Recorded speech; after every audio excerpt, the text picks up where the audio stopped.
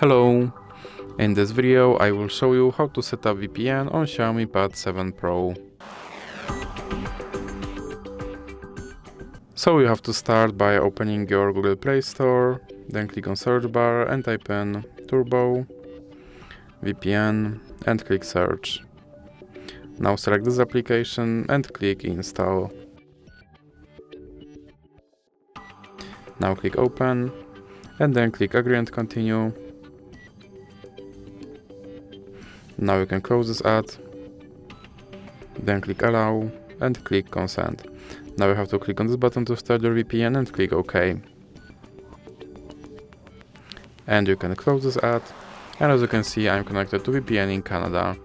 So that's it for this video. If you liked it, please remember to leave like and subscribe.